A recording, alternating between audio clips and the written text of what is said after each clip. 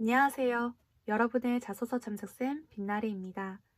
요즘 취업을 할 때 신입에게도 꼭 경험이나 경력을 물어보죠.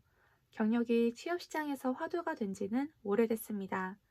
그만큼 여러분들도 이미 경력에 관한 질문들을 많이 받으셨을 텐데 그 중에서도 특히 피할 수가 없는 질문이 있습니다. 바로 퇴사 사유인데요. 왜 그 회사를 퇴사했는지에 대한 질문을 우리는 피할 수가 없습니다. 그리고 이 질문은 누구에게나 어렵고 난해하죠. 대기업 퇴사자라고 해서 이 질문이 쉬운 것도 아니고 중소기업 퇴사자라고 해서 더 어려운 것도 아닙니다. 경험이 있는 퇴사자라면 누구든지 피할 수가 없고 답변하기도 어려운 질문입니다.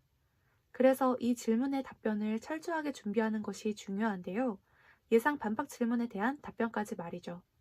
제가 도와드린 취준생분들의 대부분은 이 질문에 대한 고민이 많으시더라고요.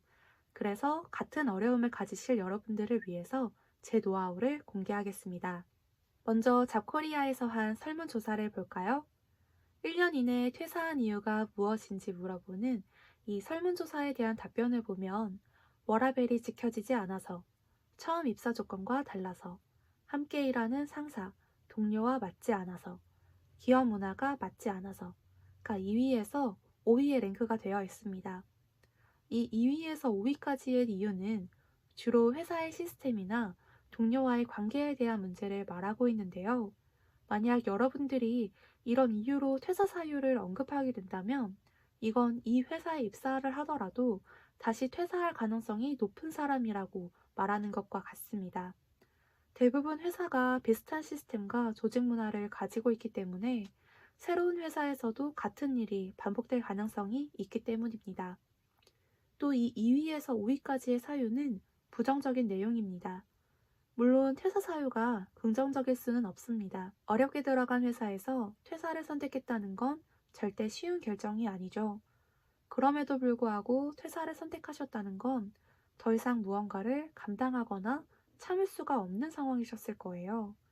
퇴사 사유가 부정적일 수밖에 없지만 여러분이 이런 부정적인 이유로 답변을 한다면 면접관은 여러분을 부정적으로 평가할 수가 있어요.